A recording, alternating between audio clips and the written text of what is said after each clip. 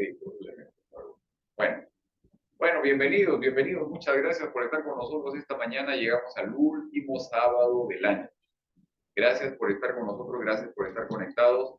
Eh, es un gran privilegio el poder tener esta posibilidad de hoy día estar aquí también, de estar ligados a través del estudio de la palabra y tener la oportunidad de compartir también este mensaje con todos aquellos quienes se conectan a través de las redes sociales también y nos acompañan cada semana.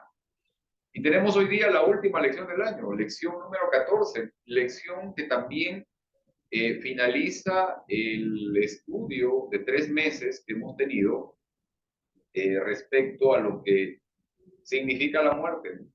Y por ello fue muy importante, por ejemplo, compartir, y yo creo que es algo que a mí me gustaría que ustedes puedan desarrollar, el deseo de poder investigar un poco más de algunas cosas, ¿no? Como por ejemplo el asunto de cómo piensan los escritores bíblicos respecto de la muerte.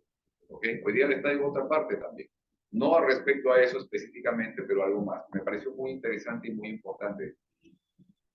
Obviamente, para poder comprender mejor todavía eh, lo que leemos, lo que encontramos en la palabra, es también muy importante, es muy relevante el poder tener idea de cierta manera cómo es que pensaban las personas que escribieron el mensaje que nosotros recibimos.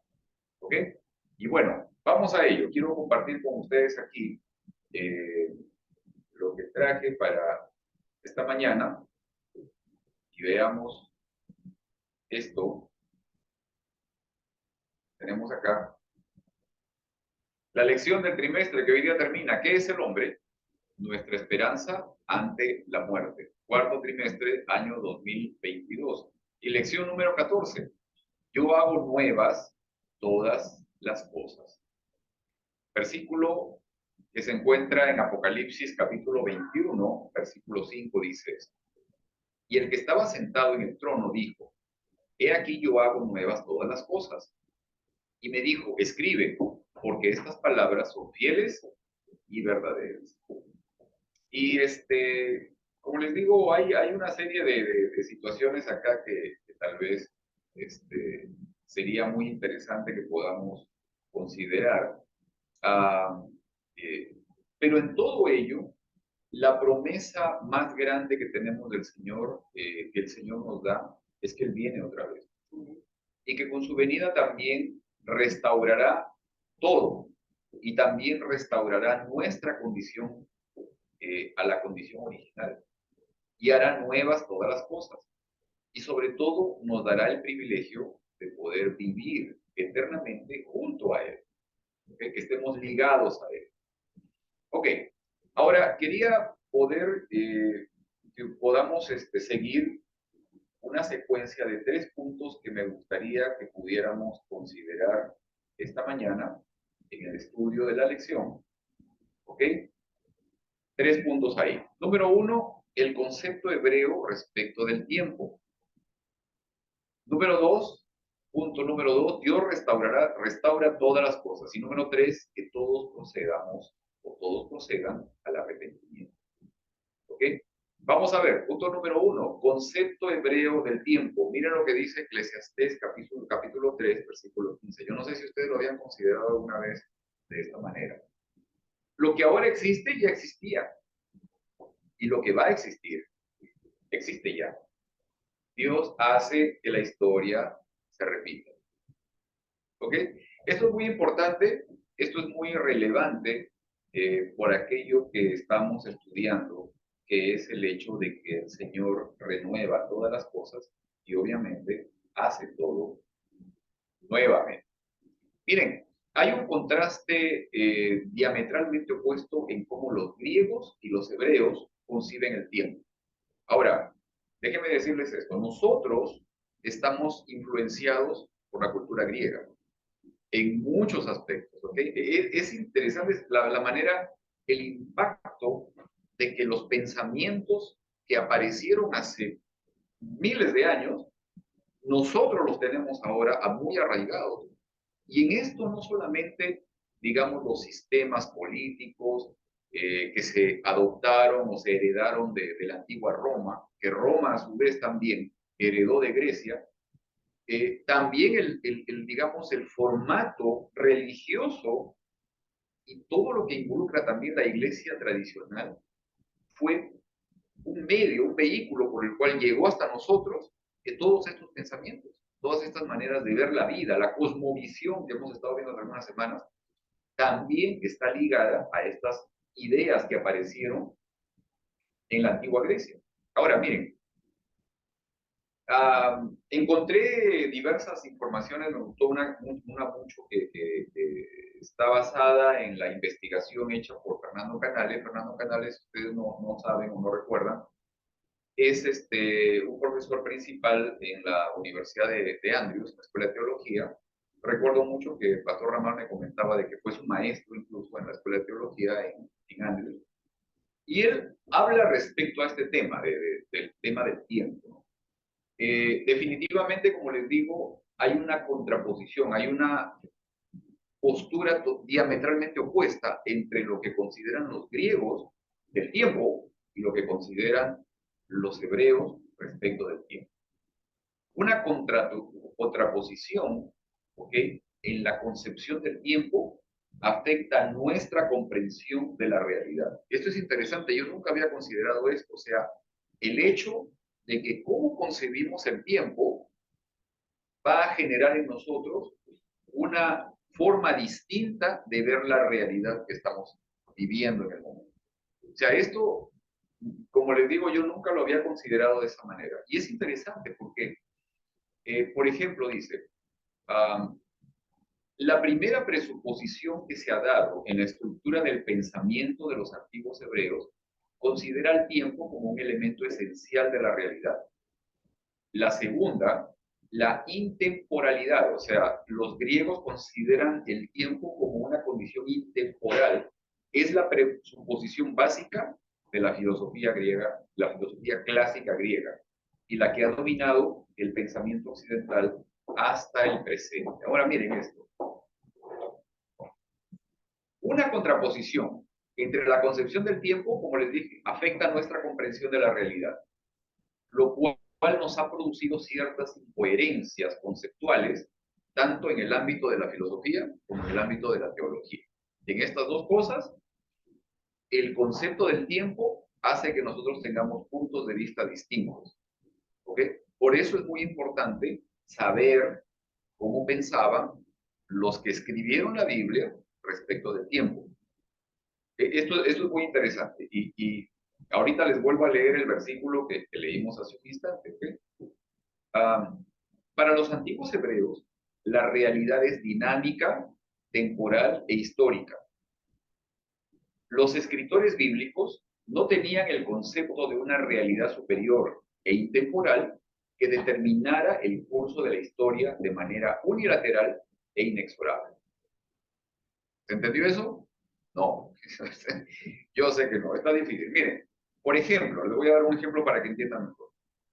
La Biblia no enseña, ¿okay?, no enseña que el pecado tuviera que existir porque así lo determinara fatalmente una realidad superior e intemporal dentro de la cual se movía la historia del mundo. Intemporal que está desligada totalmente del tiempo, ¿ok?, que no está conectada con el tiempo. O sea, como que si Dios no está conectado con el tiempo y por la voluntad de Dios también empezó el pecado.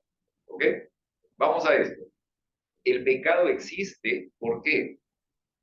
Porque un querubín se rebeló contra Dios y porque Adán y Eva decidieron unirse también a él en su rebelión. Esto, a su vez, determinó que el plan de salvación, la encarnación de Cristo, su muerte expiatoria y todo lo que gira en torno a ella, se pusiera en marcha. La noción hebrea del tiempo nos sitúa vivencialmente ante un futuro relativamente abierto. Esto es muy interesante porque los griegos consideran que el tiempo es una línea que viene pasado, presente, futuro. Se acabó. Es una línea. Eso es lo que nosotros consideramos tiempo. ¿Ok? El hebreo no lo ve de esa manera. El hebreo lo ve de una manera distinta.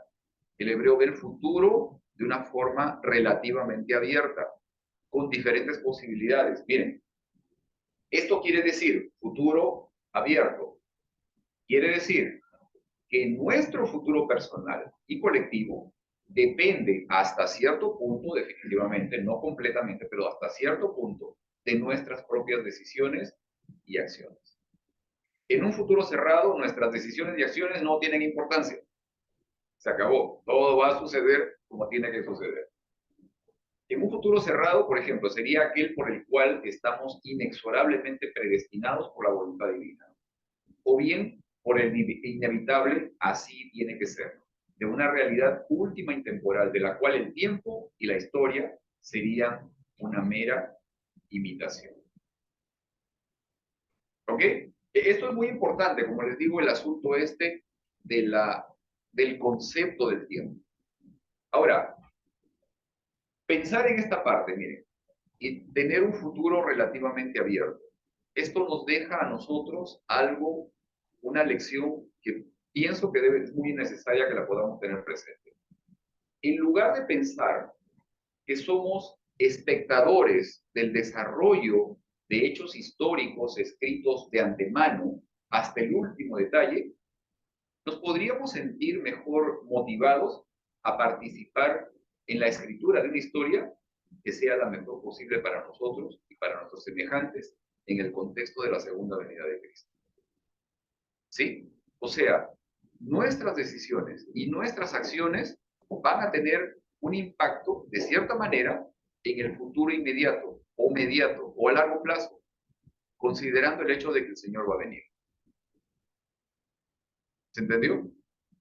Más o menos, ¿no? Está medio complicado, ¿verdad? Está medio enredado, porque tenemos un concepto lineal del tiempo. ¿Ok? Tenemos un concepto lineal del tiempo. Esto quiere decir esto, miren. Cuando, por ejemplo, ¿era el plan de Dios que Abraham tuviera un hijo con Agar? No era el plan de Dios ese. El plan de Dios era otro. Y sin embargo hubo un desvío de los eventos, de los hechos. Y todo eso generó todavía un problema que hasta hoy existe. Enfrentamiento entre los medios hermanos, entre los primos hermanos y todo ello que están habiendo en el que hay en el Medio Oriente. ¿Sí? Eso pasa hasta ahora. ¿Por qué?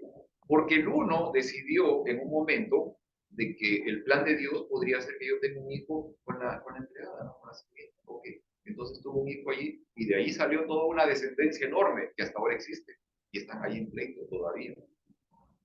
¿Ese era el plan de Dios? No. Hubo un giro en todo ello. No fue lineal. El tiempo junto con los acontecimientos, no. Hubo una variación. El plan de Dios se cumple al final, sí, pero a veces nuestras decisiones generan alteraciones en este proceso. ¿Ok? Miren esto. Para los teólogos, y para nosotros también, la comprensión de la concepción bíblica del tiempo les permitiría leer el mensaje bíblico desde la conceptualización de sus autores inspirados. O sea, ver cómo estos escritores veían los asuntos del tiempo. Esto es muy importante. Por eso el asunto también de por qué era importante conocer qué pensaba esta gente respecto de la muerte, porque ese es el tema que hemos estado estudiando 3 meses, ¿no? O sea, porque si yo me voy a poner 3 meses a decir, los muertos nada saben, nada oyen, solo duermen, esto que el otro, ok, pero ¿cómo pensaban los que escribieron la Biblia y que nos entregaron ese mensaje? ¿Ok? Y hay muchas cosas más todavía ahí por seguir descubriendo. En resumen, para el pensamiento hebreo, que era el pensamiento de los que escribieron la Biblia, la vida se trata de diferentes ciclos que tienen que ir cerrándose.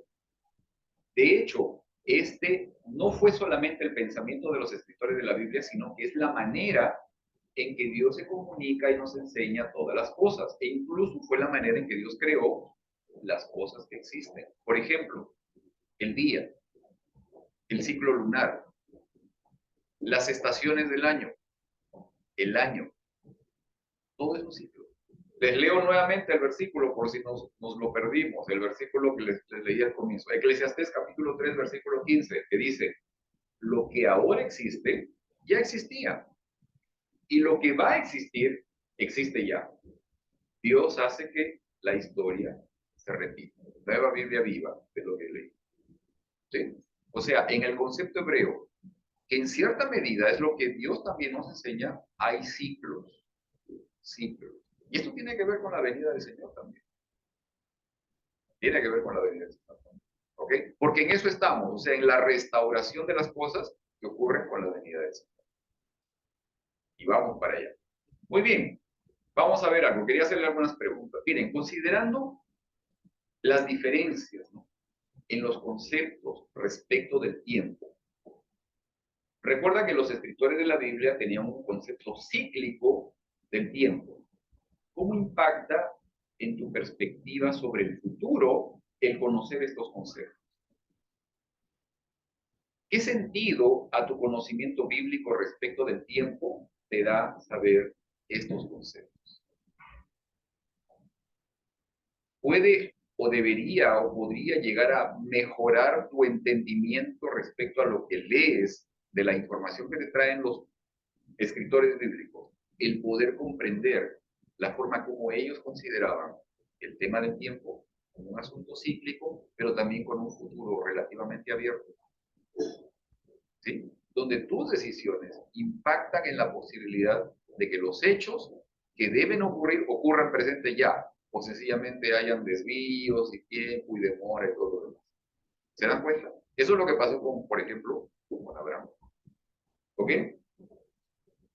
Otra cosa, reconociendo el concepto de futuro abierto que tenían los escritores de la Biblia, donde tus decisiones y las nuestras modelan hasta cierto punto el futuro, puedes reconocer el impacto que tus decisiones y acciones hoy pueden tener en el futuro. ¿Se entendió? O sea, puedes reconocer, puedes darte cuenta de cómo tus decisiones hoy tienen un impacto en modelar de cierta manera, hasta cierto punto, el futuro que viene delante de nosotros. Sí y no. A ver, vamos a ver, hay varios, entra. Sí, sí y no, porque, bueno, vamos a suponer. Hasta cierto punto. Hasta cierto punto, ¿verdad? Sí y no. Okay. En el sentido de que voy a hacerlo con drogas o con el alcohol. Si tú decides tomar drogas o alcohol, tú lo puedes ver en otras personas que ya lo han hecho, cuáles son las consecuencias.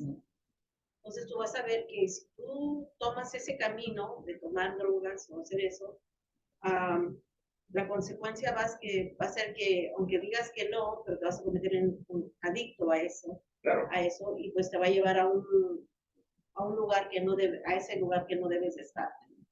Ahora, hay otras decisiones que tomamos que pensamos que son para nuestro bien, que son algo bueno para nosotros. Puede ser la carrera que hayamos decidido estudiar o la persona que nos decidimos casar, y al principio todo va bien, pero puede ser que algo pasa y vamos a suponer en el matrimonio no fue como querías que fuera, pero ¿podría yo saber eso con anticipación, que mi matrimonio no iba a funcionar, que iba a fracasar?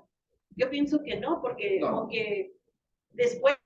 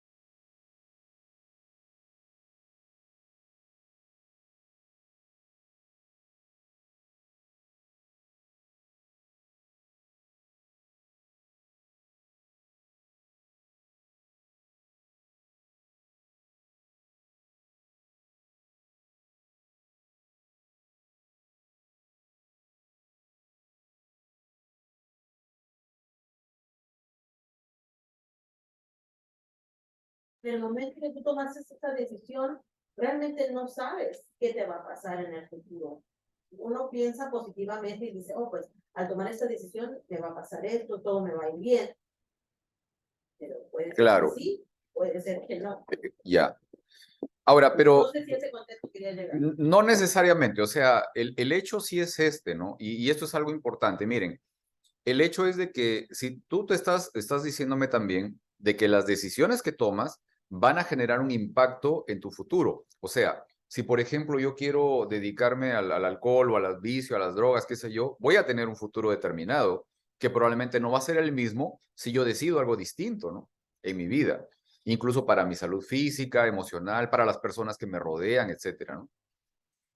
En el tema de tal vez relación, o sea, pueden haber, digamos, ciertas situaciones, pero claro, también igual tú tomaste una decisión que te llevó por determinado camino porque te uniste con una persona X, qué sé yo, ya. Puede ser para bien o puede ser para no bien, o sea, esas cosas, digamos, pueden ocurrir. Sin embargo, la idea es de que de cierta manera, o sea, nuestras decisiones sí impactan en lo que ocurre más adelante. ¿Ok? A eso voy. Déjeme poder arreglar de cierta manera esto un ratito. Creo que ya sé lo que pasó. Disculpen. Por ejemplo, en el caso de la vida de usted. En la vida de usted, él tenía un futuro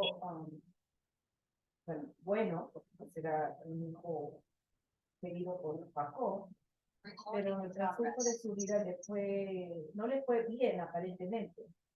Pero lo que yo pienso es de que el Señor no quiere eso para nosotros, o sea, quiere cosas buenas y no fue su decisión de él que eso le pasara en su vida. O sea, él no decidió ser vendido, él no decidió que se lo llevasen, ¿no? Pero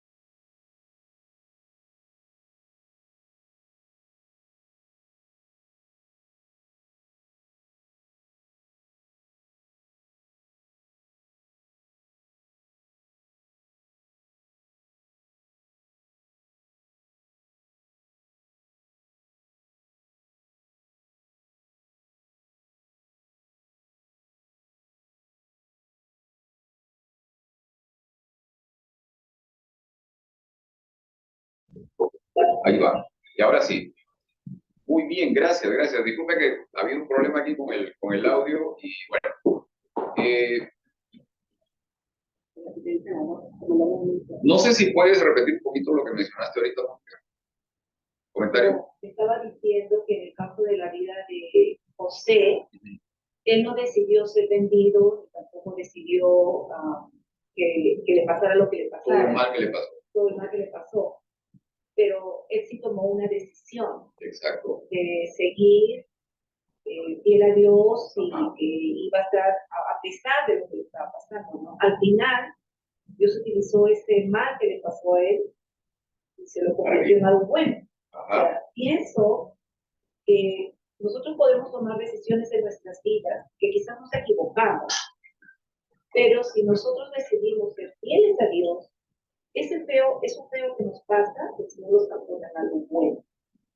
Entonces, a eso pienso de que lo que tú mencionas, que el pensamiento hebreo, de que tiene curvitas, porque a veces nuestras decisiones hacen que nos desviemos, como un jueguito, ¿no? Que nos desviemos del camino que pues, el Señor tiene trazado para nosotros. ¿No?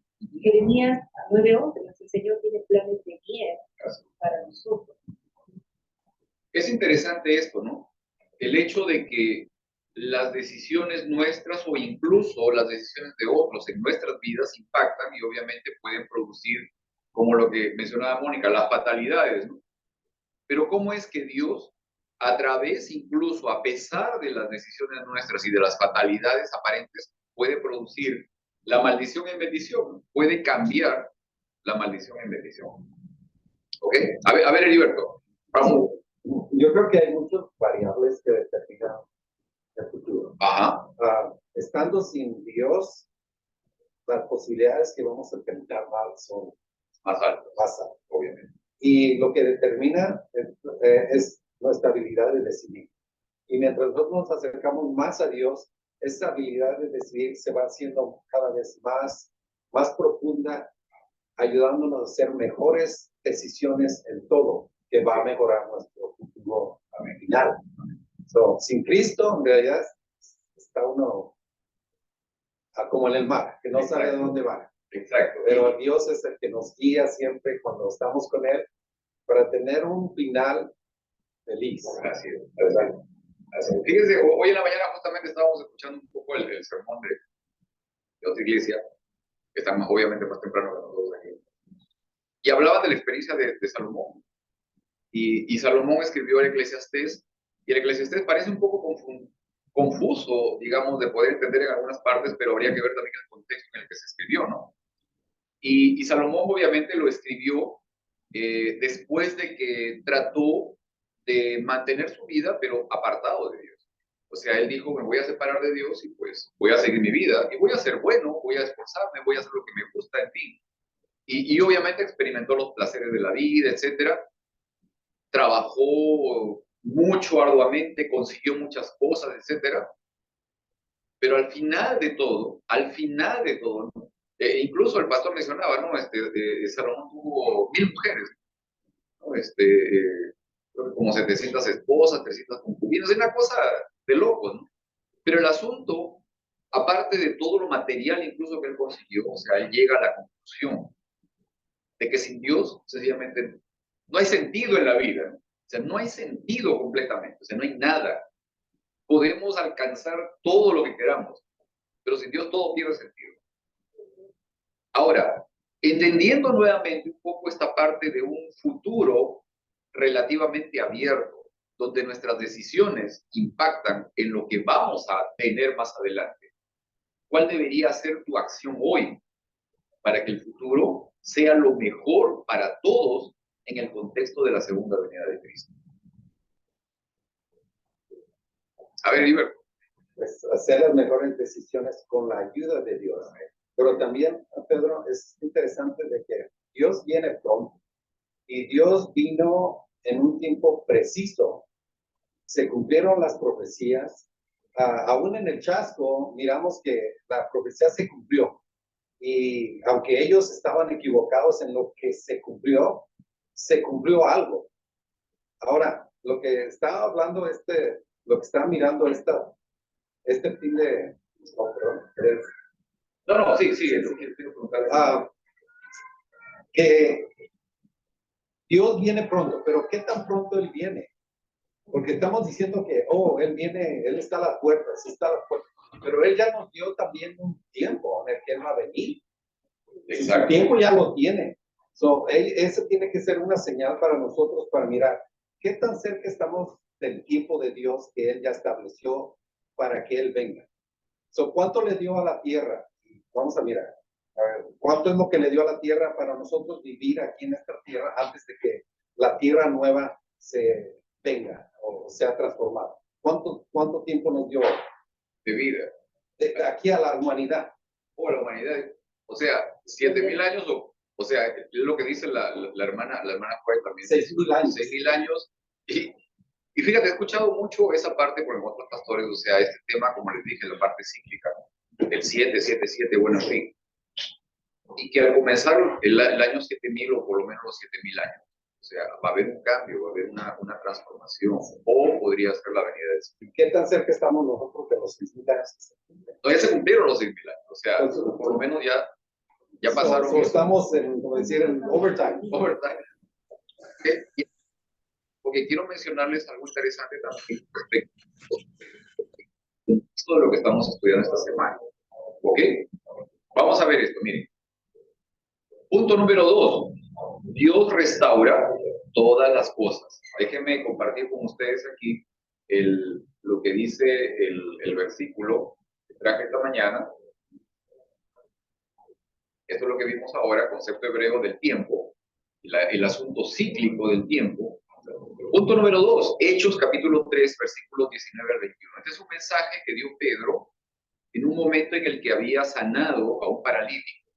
¿Ok?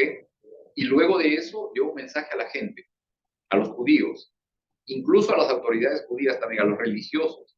Dice esto: por eso, arrepiéntanse y vuélvanse a Dios, porque para que Él los limpie de sus pecados y para que Él les envíe desde su misma presencia tiempos de refrigerio y que les envíe al Mesías Jesús, que fue antes prometido. Él, hablando de Jesús, debe permanecer en el cielo hasta que Dios restaure todas las cosas, como está profetizado desde tiempos remotos.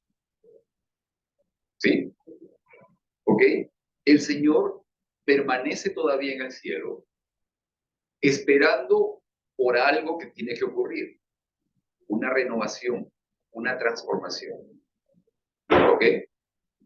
Sí, es lo que dice Pedro ahí. Y lo voy a complementar con otra parte más que habla de Pedro, hablando un poco más o dejando entender dónde debería ocurrir esa transformación. ¿Ok? Vamos a parar aquí. Vamos a parar aquí.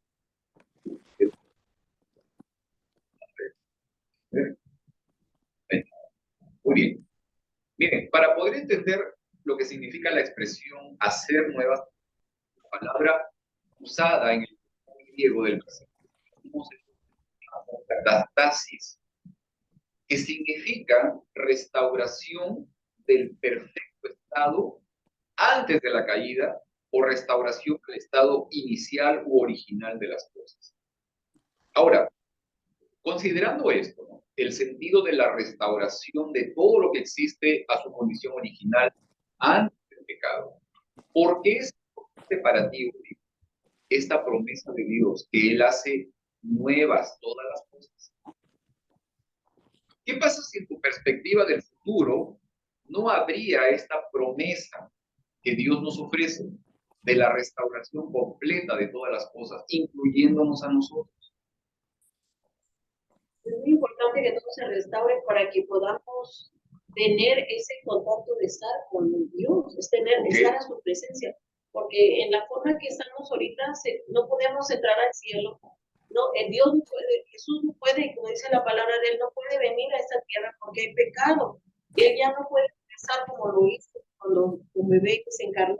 Él ya no puede, él tiene que, bueno, únicamente va a regresar cuando ya esto, pero en la medida cuando Él venga, por eso no va a tocar la tierra, hasta que venga, descienda la segunda otra vez, que venga la nueva Jerusalén, entonces ya su presencia, porque ya todo será restaurado. Entonces, es esperanza que tenemos que eso va a ocurrir, y no es una fantasía, como muchos piensan que es una fantasía, no.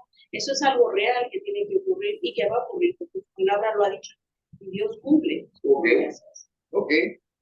Miren, vamos a leer nuevamente lo que les acabo de leer. Hechos capítulo 3, versículo 21. ¿Ok? Donde dice, Él, refiriéndose a Jesús, debe permanecer en el cielo hasta que Dios restaure todas las cosas, como está profetizado desde tiempos remotos. O sea, esto es algo que incluso los profetas en el Antiguo Testamento ya lo venían anunciando, la restauración, la renovación de todas las cosas, y que el Señor Jesús está en el cielo todavía esperando que ocurra esa restauración. Muy bien, pregunta para ustedes. ¿Ok? Quiero ver dónde me quedé. Ok.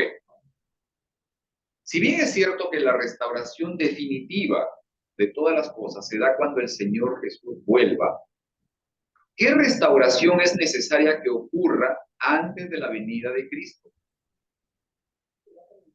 A ver, dale. Justo ayer estaba mirando una película que habla acerca de la restauración. Ok.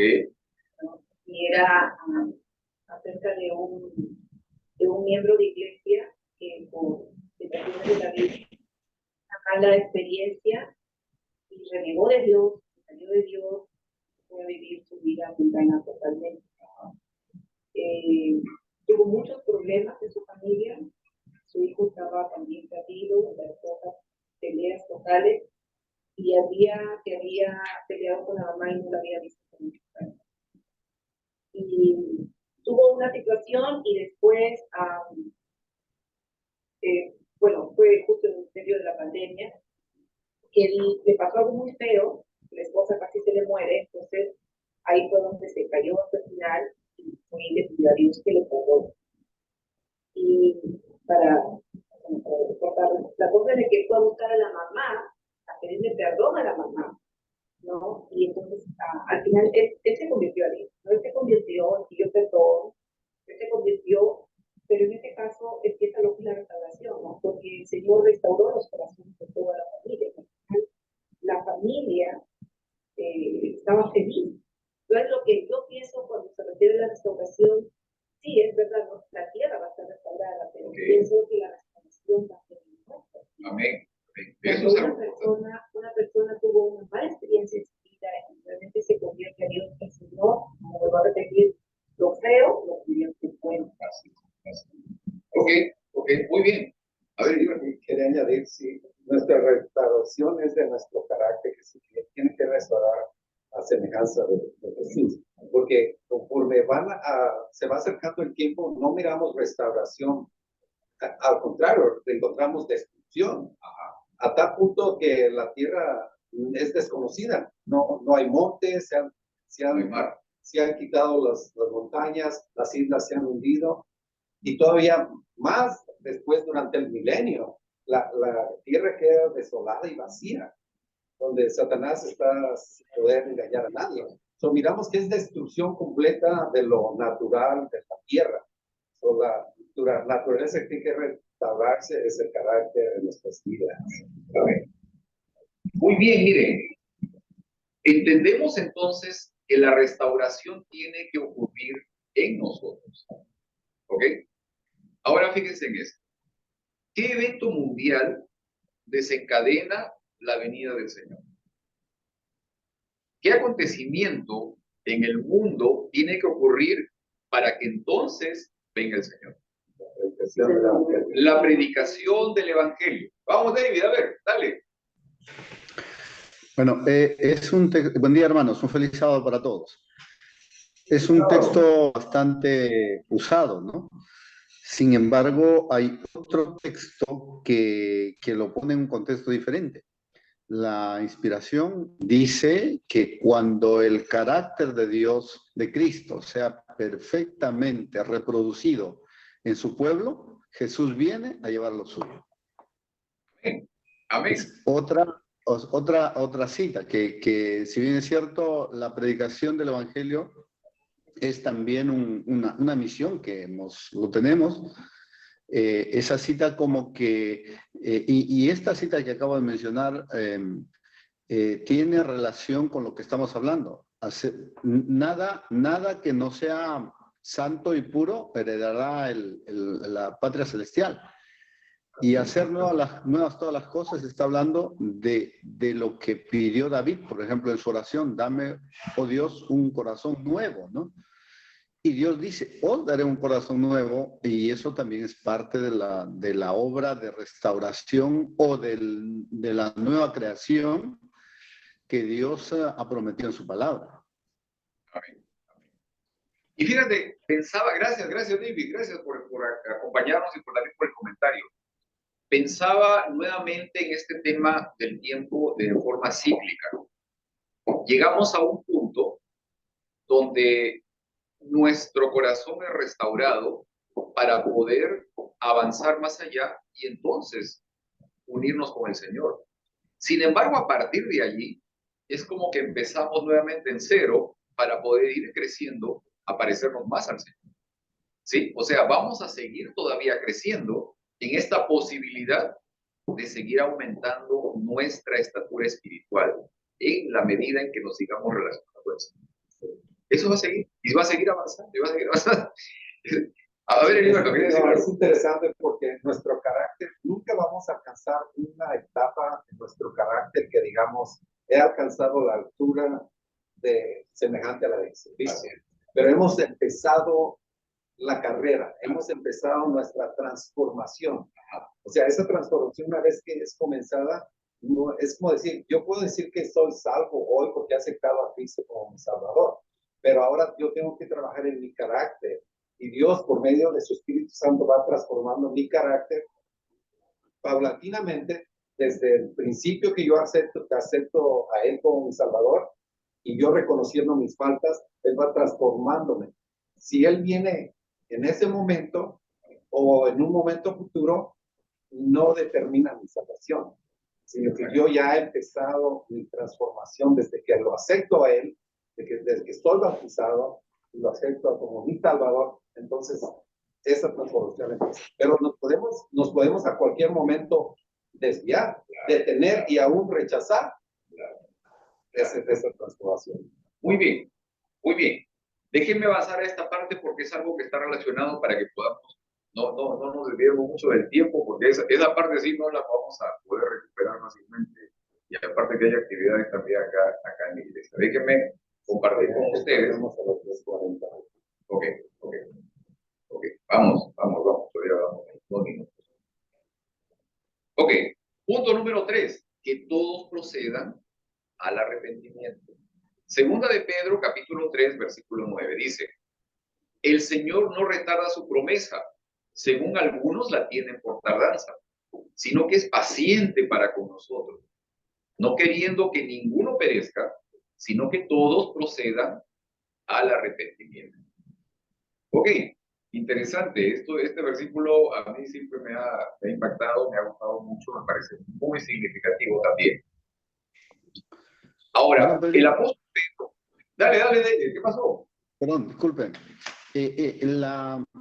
La apreciación que hice ese momento incluso se puede relacionar con la promesa que hizo nuestro Señor Jesús de que no estemos tristes porque Él se iba a ir, ¿no? Pero Él dijo: voy pues a preparar lugar para vosotros, y si me fuere os prepararé lugar para vosotros, vendré y os tomaré a mí mismo.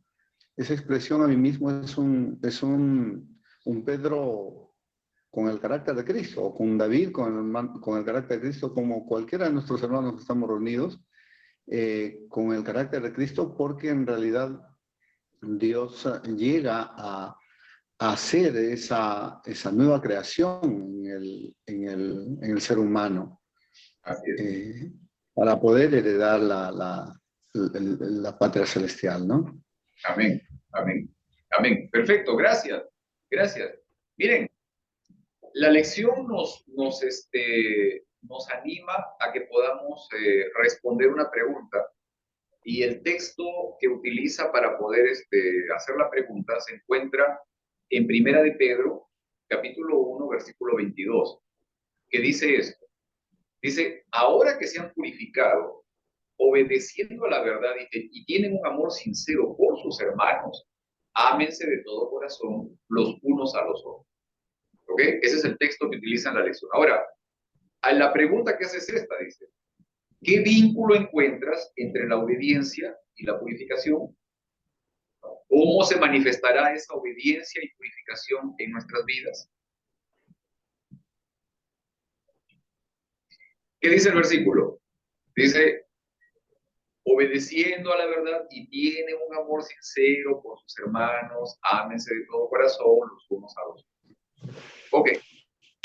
No sé si estamos, digamos, entendiendo lo mismo. Sí, no sé si esto aplicaría, pero en el mundo hay muchas personas buenas, Okay.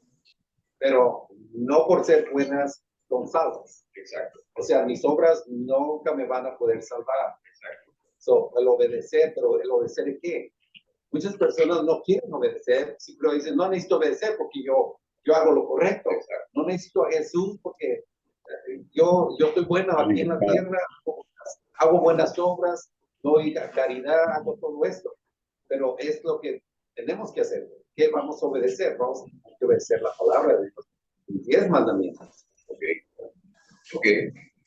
Miren. A ver, David, vamos. Sí, justamente lo que el hermanito acaba de mencionar, ¿no? no hay forma de que el hombre pueda, por su propia actitud o poder o fuerza o capacidad, de cambiar, de purificarse. La única forma que el hombre pueda experimentar esa transformación es tomando la palabra de Dios y haciéndola parte de su vida. La Biblia es clara y es bien elocuente. La palabra hace lo que la palabra dice. Cuando nosotros tomemos a nuestro Dios por su palabra, la palabra será una realidad, porque la palabra es vida. La palabra es el poder que puede transformar y justamente la ley de Dios y todo lo que el Señor nos ordena es para que nosotros, no porque nos salvemos, no para salvarse, sino para purificar lo que en nosotros haya de purificar. Amén. Miren, ahora quiero que ustedes también puedan entender esta parte, ¿ok? Definitivamente, la palabra, me refiero a la palabra escrita, ¿ok? Tiene un impacto en nosotros y debería tenerlo. Sin embargo, la transformación completa va a ser a través del conocimiento de la palabra viva de Dios, no solamente de la palabra escrita. Y vamos a esto. Consideren la experiencia del joven rico. Consideren la experiencia del doctor de la ley que viene a preguntarle al Señor, ¿qué tengo que hacer para ser salvo? Consideren la experiencia de Job, hombre justo. Algún momento vamos a hablar, encontré unas cosas increíbles de comentario respecto a la experiencia de Job y al rol que tiene Satanás en el Antiguo Testamento, cuando él todavía entraba al concilio celestial. ¿Ok? Es muy impactante todo esto, es muy relevante, pero bueno, la condición de Job. Job conocía a Dios y cuando sufre la crisis, le dice, ¿no? De oídas te conocía, pero ahora mis ojos te ven. ¿Por qué? Porque es necesario que la palabra llegue a tener el impacto para poder movernos a encontrar una experiencia de relación con Dios. Si no hay esa experiencia, podemos conocernos la Biblia de tapa a tapa, o sea, podemos conocernos de memoria los escritos, o sea, podemos tener los escritos de Alemana White todos en la mente, pero sin embargo, si esos escritos no me llevan a tener una experiencia de relación con Dios, de nada sirve. Miren, el versículo que acabamos de leer de Primera de Pedro, capítulo 1, versículo 22, donde habla de esa purificación por medio de la obediencia, no está completa si ustedes no leen los versículos anteriores. Yo quiero que lean, por ejemplo, los versículos 20-21. Leímos el 22 primero, pero el 20-21 dice esto. Cristo, a quien Dios escogió antes de la creación del mundo, se ha manifestado en estos últimos tiempos en beneficio de ustedes. Por medio de él, ustedes creen en Dios, que lo resucitó y glorificó, de modo que su fe y su esperanza, o sea, la esperanza y la fe de ustedes, está puesta en Dios. No hay otro medio, ¿ok? No hay otro medio. Les digo nuevamente, y la palabra obviamente es necesaria, tenemos que estudiarla, tenemos que buscarla.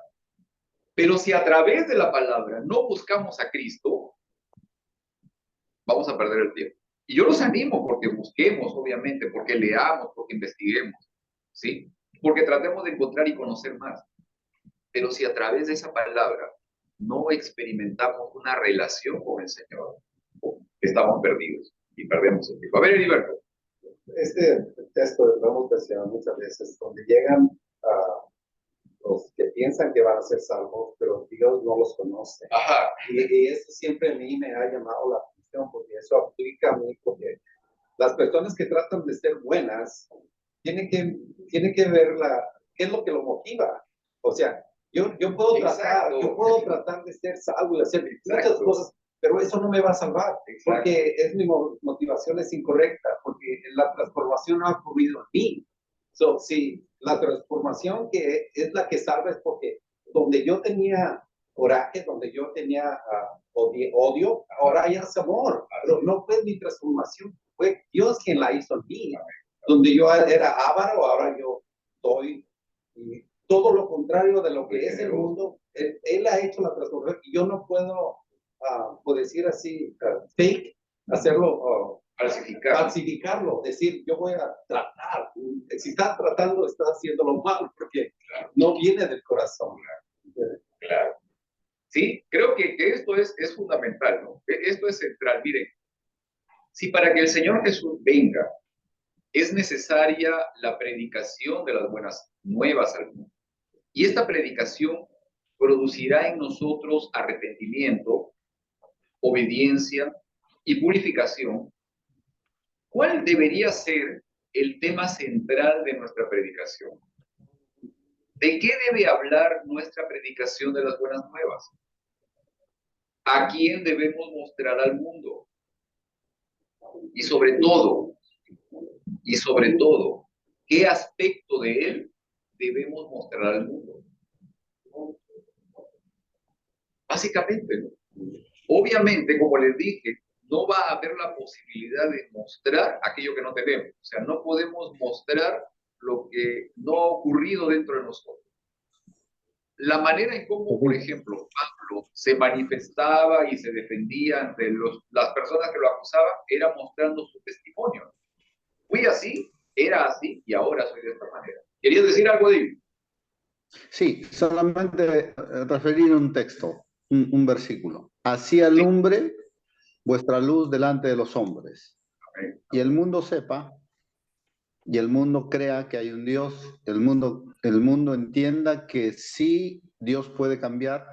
Y hay un versículo en Romanos que no lo recuerdo exactamente la cita, dice, pero la naturaleza entera espera ansiosamente la manifestación de los hijos de Dios, ¿no? O sea, eso es una motivación para que Dios, nosotros pidamos a Dios que si hay algo que cambiar en mí, lo haga, ¿no? Porque yo no quiero ser sombra, no quiero ser estorbo, no quiero ser piedra de tropiezo. Yo quiero ser alguien que con la vida podamos testificar que somos hijos de Dios. Y el mundo y todos esperan eso, ¿no? Por nuestro bien y por el de los demás también. Muy bien, muy bien. Quiero que podamos ver esta parte. ¿Qué aprendiste hoy? ¿Qué aprendimos hoy? Último sábado del año. ¿Qué hemos aprendido durante todo el año? El tiempo nos quedó corto, nada más. Tiempo cíclico. Recordemos el tiempo cíclico. ¿Okay? Nos quedó corto. Siempre estamos en un proceso de aprendizaje. Y empezamos y seguimos adelante. Muy bien. ¿Qué aprendimos? ¿Qué aprendimos? A ver. No me digan que no aprendimos nada, ¿no? A ver, Heriberto. Dios primero transforma mi vida. Ya una vez que yo reconozco que Dios vive en mí y que Dios está transformando mi vida, hay otras verdades presentes. Ajá. Que yo no me tengo que encerrar simplemente en, ok, yo ya voy a enseñar el amor de Dios. No, claro. Dios viene pronto. Claro. Y yo creo que viene todo a su tiempo. Y ya una vez que uno reconoce que es algo por gracia, por medio de la fe, ahora mis obras van a reflejar ese cambio que se llama vida. Y ahora decirle al mundo que Dios viene pronto. Formas de predicación, tal vez. No es necesario tener que pararse a dar un sermón. No es eso. Sí, adelante. Yo aprendí que si no demostramos en nuestra vida la vida de Cristo, no vamos a poder ser salvos. Tenemos que ver la vida de Cristo. Así es. Esa parte es necesaria, ¿no? Esa parte es necesaria. Miren, podemos predicar de muchas maneras. O sea, hay sin número de posibilidades. Con una sonrisa podemos predicar. Con un dar la mano, con una ayuda, ¿sí? Con una llamada telefónica, incluso con dinero que nosotros podemos dar para un objetivo específico, ¿no? También. O sea, hay muchas maneras de las cuales nosotros podemos también manifestar que tenemos el deseo de compartir Pedrito. Aquello que nosotros. Vamos, David. Sí, y quiero compartir solamente una cita que me impactó mucho, ¿no? y es una cita de nuestra, de la inspiración. Dice, Ajá. que decía, ¿no? Siempre o constantemente deberíamos predicar y de vez en cuando dar un sermón. Eso está bien. Entonces, eso está bien. entonces yo entendí que nuestra vida debe ser una predicación. Y para Eso. que nuestra vida debe ser una preocupación, Dios tiene que obrar en nosotros el querer y el hacer, ¿no? Amén. Que es nuestro Perfecto. anhelo. Gracias, hermano. Perfecto. Miren, vamos a continuar acá esta parte. Dice, a ver, tarea de la semana. Tarea de la semana. Recuerda, reserva tu tiempo. Reserva tu tiempo cada día para tu comunión personal con Cristo. Que ese sea tu esfuerzo. Que tu esfuerzo no sea tratar de guardar los 10 mandamientos. O sea, que ese no sea tu esfuerzo. Lo vas a lograr, sí, pero que ese no sea tu esfuerzo principal. Que tu esfuerzo principal no se enfoque en tratar de ser bueno. No, es que yo tengo que ser bueno, no me tengo que ser. No. Que tu esfuerzo principal cada día sea buscar al Señor. Y Él va a lograr de que tú seas bueno, que seas obediente, que seas un buen compañero, buen amigo, buen compañero de trabajo, buen estudiante, lo que fuese, todo. Todo lo vas a conseguir a través de ello. Entendiendo el concepto hebreo del tiempo y futuro abierto, pide al Señor que no solo seas un espectador, sino también un escritor de un futuro mejor. Y esta semana, comparte con alguien una experiencia que manifieste el amor de Dios por ti. ¿Ok? Muy bien. Muchas gracias. Miren, hemos terminado la última lección del año 2022 y tenemos delante de nosotros el comienzo de un nuevo año. Gracias, muchas gracias por todo lo que, digamos, han compartido con nosotros. Gracias por el tiempo también dedicado. Gracias por la participación, David. Me da mucho gusto que puedas estar aquí con nosotros esta mañana. Yo sé que hacen un esfuerzo muy grande, tú, Estercita, por estar también con nosotros. Obviamente hay diferencias de hora y, claro, están en la iglesia y ello. Pero gracias, nuevamente, gracias. Aprecio mucho también el tiempo. Vano en Papié también, muchas gracias por estar aquí con nosotros. Gracias por el tiempo, por el apoyo también a cada uno de ustedes, también por su participación y el ánimo, el deseo de que puedan también dedicar tiempo, como les digo, cada semana a su comunión personal, a que puedan involucrarse cada vez más con Él, a estar más cerca de Él, a pedirle al Señor que camine con ustedes cada día, que sea parte de sus vidas y entregarle a Él su mente, sus planes, sus intenciones, sus decisiones. Que sea Él. Amén. ¿Sí? ¿Ok? Hermana Rivas, muchas gracias por estar con nosotros también. Muchas gracias. Sí. Sí, me duró por más de un mes, yo creo. Wow.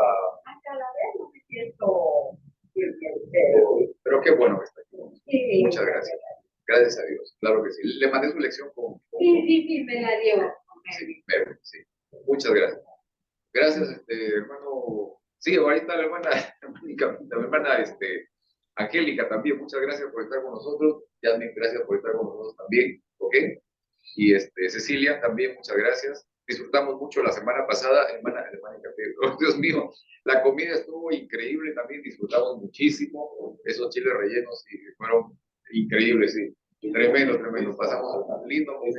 No, yo sé, ahí está mi hermana Alma también, muchas gracias, mi hermana Alma, se está luchando por la comida, los chiles rellenos estuvieron deliciosos. Todo muy bueno.